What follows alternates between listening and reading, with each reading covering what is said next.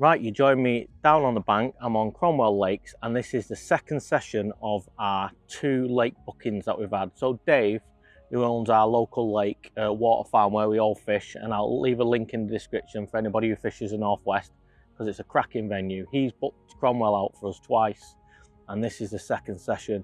The first session that we had was phenomenal. For myself, I managed myself a new PB, which you might have seen the picture on my socials if anybody follows on there, but a little bit later on I'll take you through that session. But now we're currently on Cromwell, obviously, as I've said, and I've chosen peg 4. So originally when the draw come out, I would have liked to have had peg 10. However, Jay managed to get into peg 10. He had the next pick out before me.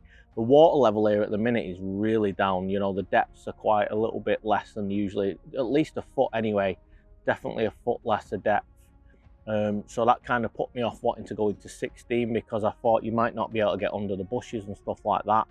But if you've watched me regularly, you'll know, and if you've seen my previous Cromwell video, that's doing really well actually. It's at about 12-15,000 views now.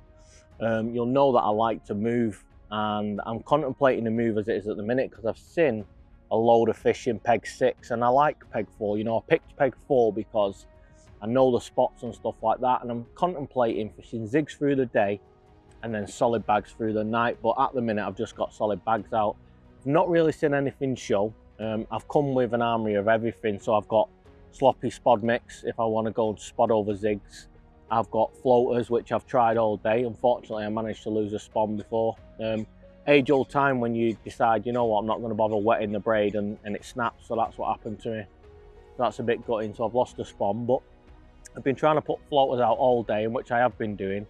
However, I've had nothing come up from apart from seagulls, and to be honest, the seagulls haven't really bothered me that much, so I'm not really sure what I'm going to do. I'm probably just going to sit it out tonight, work it out, and see what I'm going to do tomorrow. But I've got a pretty good feeling that I'll probably be moving tomorrow, but we'll see how it goes.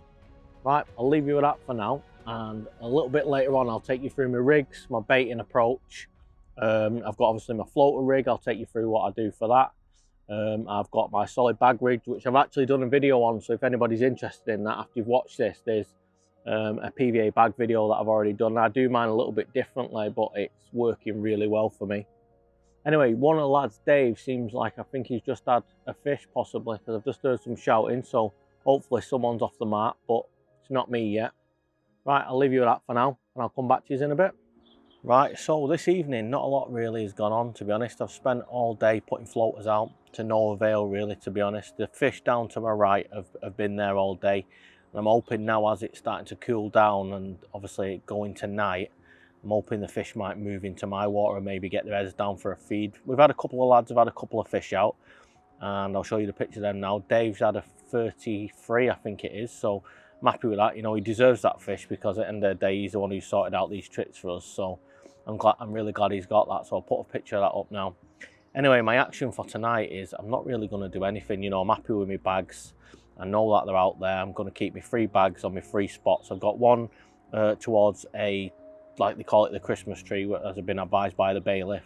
I've got one to a gap, and then I've got my standard 27 wraps to the pylon. You know, normally, oh, we've just had another beep, so that's a good do, to be honest. And it's, yeah, hopefully that we might actually be getting fish moving into the area now, and fingers crossed that I manage to get one. I'll be buzzing if I manage one on the first night, but I don't feel like I'm in the right area for me to actually have one. But you never know, you know, through the night. The bailiff reckons that they come through this area at about 5 o'clock in the morning, so fingers crossed I get a nice breakfast wake up. I'm probably going to get up about 3 o'clock in the morning and just watch the water and study where the fish are, you know, see if it can give me an inkling to where I should really move to, because we've got so many free pegs. I think a move's definitely on the cards for me, but I'll leave you with that for now. I'm going to have my final brew of the night. I'm just pretty much going to spend the night up watching the water, seeing what happens. Fingers crossed we manage to nab one. There she is. My first fish of this trip. 21 pound, 4 ounce. Nice Cromwell mirror. They've all got lovely colourings on these. Really nice fish, stunning.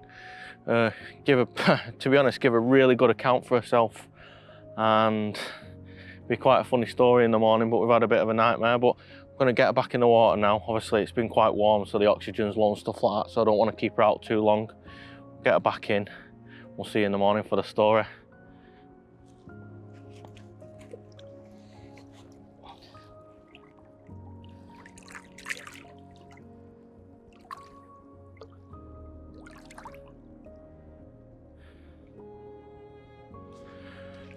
Happy days, come on the OG fruit and nut. Well, I've only gone and managed to do another fish off the same spot, same rod, gone again. An hour later after it being back out, I put quite a bit of bait out. I put about 2.5 kilos of a mixture of 18mm OG fish, 14mm OG fruit, and then some fish crumbs. So I put a bit of bait out and hopefully that's attracted a group of fish now. We might have a shoal on me, so fingers crossed they have a few more. But I've just managed this lovely mirror. Got lovely scale pattern on it and that, and it's so she weighed in at £17, which I'm happy with, to be honest. I really didn't think I was going to be having any fish, but I'm going to get her back, get the rods back out, and hopefully we can have some more. You never know, it might be a busy morning, fingers crossed. But yeah, right, morning. So we've managed to just go and have some breakfast. We've been across to the cafe. There's a nice American diner just up the road, so we've basically been there for our breakfast this morning. What I'm going to do now is I'm going to just take you down into the main cabin. I've just got to pop across and I'm doing a bit of a tactic change today. I'm going to fish on the zigs myself, I think, today. So I'm going to go and get my sloppy spod mix and I'm going to try and put some spoms of that out regularly. So I'm just about to go and pick that up from the van. But I thought while I'm doing it, I'll take you through some of the facilities that we've got here at Cromwell Lakes. You know, if you've never been here before, it's a stunning place. I absolutely love it, to be honest. If it was a syndicate, I reckon I'd spend probably 1,800, 2 grand to be a member if it was available. Like, but obviously it's not, it's day ticket. But no, so I'll show you around the facilities and take you through that. When first arriving at Cromwell Lakes, what you'll find is the Angler's Lodge. Within the Angler's Lodge, what you'll find is a board showing all pegs and their current availability with all swims. One of the great things about this area also is outside you've got an area where you can just sit and wait before you get ready to pick your peg, but also Nathan's always provided us with a barbecue for our group bookings, which has been brilliant. One thing I absolutely love is you've got like toasters, you know, you've got complimentary tea and coffee, there's a table, an honesty boat with drinks and things like that. But one of my favourite things that I love about Cromwell is the fact that it has fridges and freezers. This allows you to keep your perishables for longer, for them longer sessions. One of the great things about the Angler's Lodge is there's great amenities, i.e. you've got showers and they're really good showers. You've got 2 separate toilets and there's also a bait shop. Right, so just take you through what I'm going to be doing this afternoon. So total change of tactics for today. I've brought my rods in and I'm going to fish solid bags through the night. I'm not going to make the move now. I definitely decided after having them 2 fish overnight that what I'm going to do is I'm going to put a bed of bait out long on the bar, which, well, I've actually already done it on my spots for the evening, but now I'm going to fish over the top with zigs. So hopefully that bait will be washing out on the bottom. It's washed out anyway, a little bit, and it's also covered in oil and stuff, so it lets me know when they're on the bait. But what I'm going to do now is I've knocked up a sloppy mix. I'm going to just put a load of this out while I tie some rigs out, and I'm going to set some zigs at like 7, 8, 9 foot. Hopefully that's like at best it'll be a foot under the surface, and I'm just going to try and have a play with zigs through the day, as I didn't even have a beep or a touch, and the bait was still intact when I went back out there last night. I thought it's not too much of a burden to just fish zigs all day. I'm going to try and just try it. You know, it's worth a try. I do it most places that I go. So I'm going to put the sloppy mix over the top and I'll get some out now. And hopefully I'll come back to you in a bit with a little bit of an update. Right, so let's talk about what went on then overnight then. So believe it or not, we had a bit of a nightmare. So Coiny, one of the lads who's with us, one of the lads, he's on a peg with Dave directly opposite me. And what managed to happen was my fish run and caught Coiny's line. So me and him pretty much spent about half an hour battling each other for this fish. I thought, you know what, I've got one of the big cats on. I was thinking, because I just couldn't stop it, you know. And it fought well, you know, for such a small fish. It was only like 22 pounds, but it fought really well. And obviously once we caught our lines together, we ended up untangling them. He reeled across and untangled them, and then I reeled the fish back.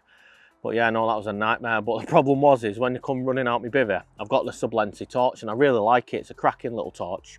It hasn't really got the extra beam that you need when you're fishing at range and you need to look at a spot or something like that in the trees and things. It's not really like beyond 20 wraps, it's no good. But for less than that, it's an absolutely cracking torch. However, I had it in my shoe, and I always set me torch in my shoe when I'm ready to like come out for a fish in the night, and I flicked it out my shoe and it went flying. God knows where it went. Took me ages to find it, then took me ages to find my phone, and then we managed to sort it out. But no, it was a bit of a debacle, but it was a laugh, you know, a bit of character building. So today what I've done is I've gone out onto the bar at 27 wraps, but I'm fishing zigs. I've been putting a sloppy spod mix over the top of that, and I've just been waiting on that. I have had a couple of beeps, and generally when I'm zig fishing I would hit beeps, but I've got 5-ounce leads on. I'm fishing to the point where I've took all the stretch out the line, so I know that if I get a run, it's going to be a full blinding run, because the clip's on really loose as well on my leg clip. And the reason being for that is it'll give me a bit of a drop back, so if I get a bite and they take it, the clip will most definitely come off, release the lead, I'll get like what will seem like a drop back generally, and then I'll be into it. So it means I'm not hitting stuff that I don't think's a real bite. So yeah, it's always the way I can. If there's weed and stuff like that, then I don't tend to fish that way, but that's how I'm fishing it now. And my plan of action now going forward is I'm going to keep putting the sloppy spod mix over the top. And what I will show you is I'm fishing my zigs at 8 and 9 foot at the minute. I've got one rod that I've not put out yet. I've been doing loads of bits of stuff and really busy. And I'll do my rant of the vlog in a bit, and to be honest, it'd be quite apt to my situation right now. But I've also managed to crack a spod off like a divvy. So I've lost me midi-X spom, that's out. Well, I've actually cracked it off twice. I need to try and find a smaller leader knot. I'm finding that it rattles through the eyes of my 13-foot rod and fraps up quite a bit. So I'm finding that at the minute. So I need to look for a smaller leader knot. I'm just doing a standard back-to-back grinner, which I've done for years. So if anybody's got a better, smaller knot that's more streamlined through the eyes, then let me know. But it's a fairly small knot, but it just seems to rattle through. Anyway, what the plan is for tonight is I was going to move swims, but I'm most definitely not. I'm just happy to fish zigs during the day, you know, maybe pick up a bite, you never know, I might actually manage to nab one. And then what I'm going to do then overnight is I'm going to put a decent amount of bait on the bar, and I'm going to fish all 3 rods on the bar. Last night when I put one out, I put about 2.5 kilos of boilies in there, and it's a mix of like the OG fish and the OG fruit in 14s and 18s and crumb. And then I've laced that with a load of flat spot and then a load of the fish sauce. And to be honest, I'm finding that's doing really well for me at the minute. You know, I'm catching quite regularly. You know, I've had a really good year this year. I've probably fished about a quarter of the amount as I normally do, but I've had quite a few decent fish. You know, it's been very rare that I've been blanking. So, you know, I'm really confident in my bait at the minute. You know, and I say that, and I work with Parker Baits on the media, but I wouldn't say it. You know, if any of you watch my Tackle Tuesdays, and they get praised for how honest I am about things, and that's the way it is. You know, you don't want people spending their hard-earned money that, you know, undeservedly. You know, at the end of the day, you don't want people losing the money. So I try to give like my most honest opinion.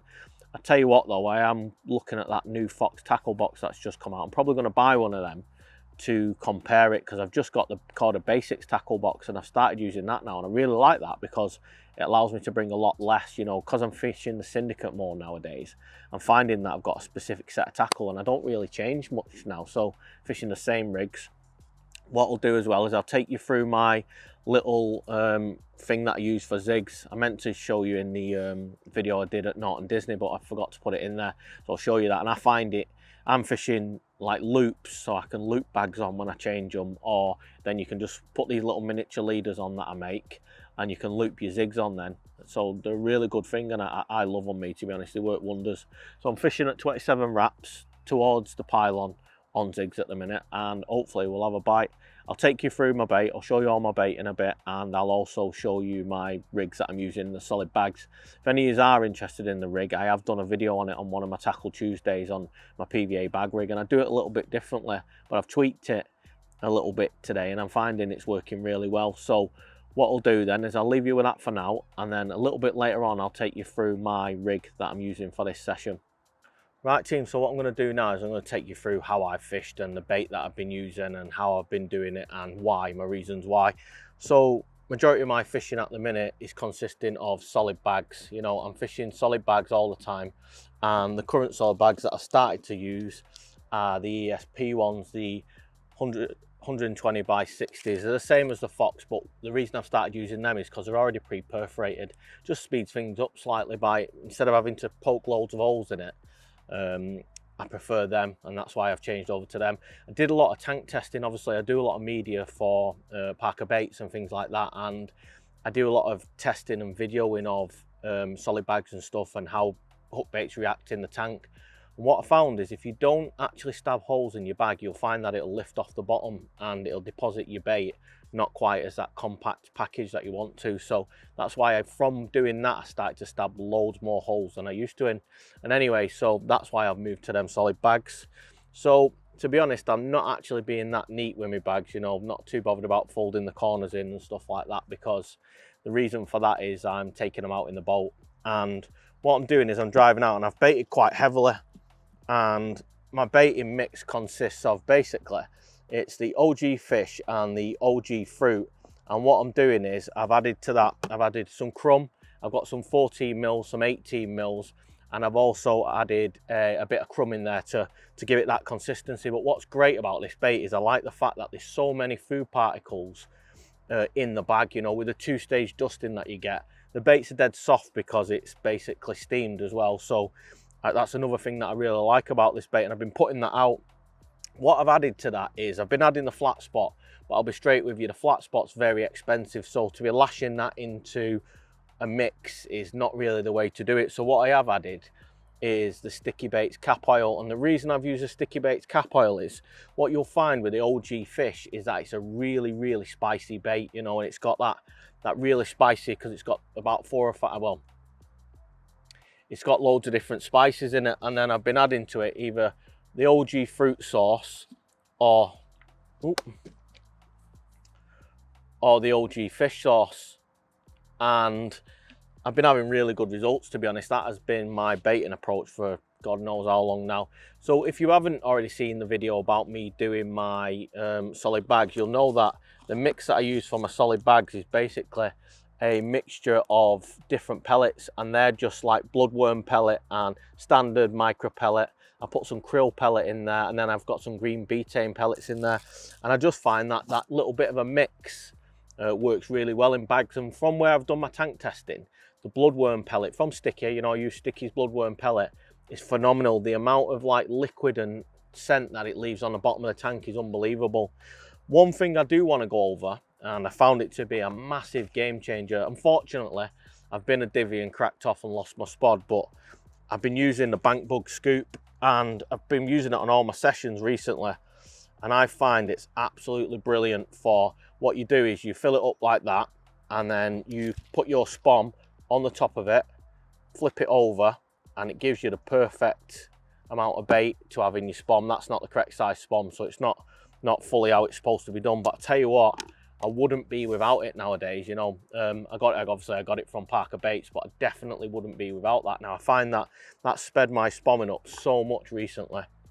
But no, so I've got a really oily bait, and it's spicy and stuff like that. And what I'm finding is when I'm out on the spots, I'm getting slicks coming up, you know. And my 18 wrap rod, I thought that would have gone, like I was adamant that would have gone, and that's to a spot that they call the Christmas tree, and I'll show you that now.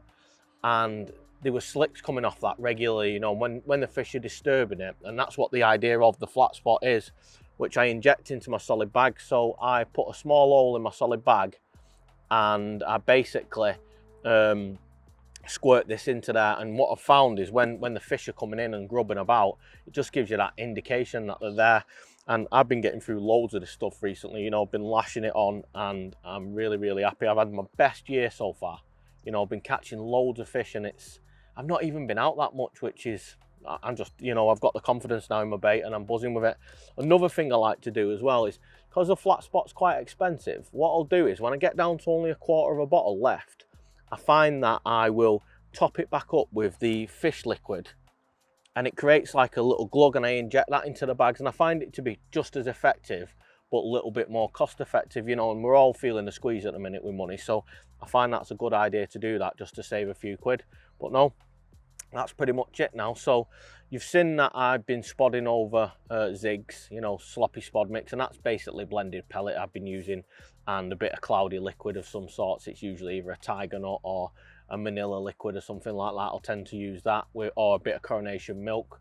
But I've just been spodding that over, and I haven't had anything from it, to be honest. I've had the odd beep or two, but that's about it. What I'm going to do now is we're going to have a barbecue in a little bit. So when we bring the rods in and go for the barbecue, I'll come back and give you an evening update and talk to you about how I'm going to attack tonight's situation, how I'm going to deal with it. And I already know what I'm going to do, so I'll take you through that a little bit later on. Right then, so it's barbecue time now. Last time we was here and this time we decided that we was going to do a barbecue. So I'm just heading down there. We're going to have a few beers and that, not too many to be honest, but we're just going to have one or two and grab some food and a bit of a social and that. So it's really good do actually, really great set of lads to be honest, so we'll have a laugh and stuff like that. Right, anyway, good morning. Well, the rods have just gone off 6 o'clock this morning. The lake is completely misted over, you know. I genuinely didn't think that I was going to have another one because I thought the bite time had actually passed. But I've managed to nab this one. I tell you what, these smaller fish in here don't half fight like no tomorrow, you know. They're a ball ache to get in, like the bigger fish just plod about and you manage to get them in fairly quickly, I find. But this thing, Jesus, it didn't want to come in. But no, I'm happy with that. So that's the 3rd fish of this trip. I'm happy that I've had 3. You know, out of this peg, out with a depth of water. I'm really made up with that, to be honest. And I've still got today, so there's chance to nab another one. It looks like it's possibly not going to be as sunny today, so fingers crossed the weather stays a little bit cooler and I might get a few on my spot. I tell you what though, overnight it was pretty cold out. To be honest, I need to get myself a new bed because my tracker one, I can't use it anymore because my back's gone. And I was a little bit chilly, but I'm going to get her back now and we'll get the rod back out and hopefully there's a chance for another couple. Right, well, I've come to the end of my session now, but what I'm going to do before I go is I need to tell you about the session that was there last time and I managed my own PB. So I started off fishing in peg 15 and I was getting absolutely destroyed by the coots. I spent 3 days in there. The coots, the swans who were picking me up, the bar that I was fishing on was pretty much within swan reach. Well, it was within swan reach. I was constantly getting terrorised by them. In the end, I managed to feed them off in the edge for a little bit. I've given probably about 2 bags of dog biscuits just to stop them terrorising me, and it caused me an absolute nightmare. But then peg 10 came free, and within moving into peg 10 I managed to have this fish. So here it is then. It's my new PB at 36 pound 8 ounce, caught on an OG fish wafter, fished up to the snags, fishing locked up, and oh, I'm absolutely made up with this. It's a stunning fish. You know, I've had an absolute nightmare since I've been here. In peg 15, I've been like spomming and stuff like that and putting the rigs out, and I've been completely getting battered by the swans. And I've made the move this morning, you know, packed up, moved everything up here into peg 10 as soon as it come free. And I've managed this now out the snags. I'm absolutely buzzing. So I'm going to get it back in the water now and just going to celebrate with a cheeky brew. I'm absolutely buzzing. So hopefully we can have a few more now. I've got another 3 days of this, so fingers crossed we get some bigger ones. So I was absolutely made up with that as my PB, you know. It was a session that was brilliant, you know. I tried hard. The trees are in the water, you know. I found loads of little spaces, and you won't believe how snaggy 10 actually is when you go in the branches. The first hole you find on the right hand side is a lot more snaggy than you actually believe, you know, and it's you got to be careful. And I know a lot of people lose fish in there, and I understand why. And what I did find when I was fishing in 10 was that if you came up on the shelf, so it was like 9 foot down the bottom, 10 foot, and then if you came up on top of the shelf, I think it was about 7 or 8 foot if I remember rightly so, and on that shelf all the bait was cleared off, but all the bait that dropped into the deeper water the fish wouldn't touch. It was all there, you know, and I fed quite a lot of bait while I was there. But anyway, as I've been packing down, Sean, one of the lads who's with us today, he's managed to have himself a nice 39-pound carp, and I'll show you a picture of that now. You know, he's absolutely made up. He thought it might have been Nigel at first because it had the scar on the side, which was similar, but we got the bailiff there and he confirmed it before we weighed it that it wasn't Nigel, unfortunately. But it's been a great session all round. Thanks for watching. Unfortunately, I haven't probably done as much B-roll in this video as I wanted to. I'm struggling with my mojo with filming at the minute, but I'm going to try keep them coming. I'm going to get back on the Tackle Tuesdays. If you haven't watched my Tackle Tuesdays, check them out. They're really popular. And I'll speak to you again soon. See you on the next one. Caravan Carpers out.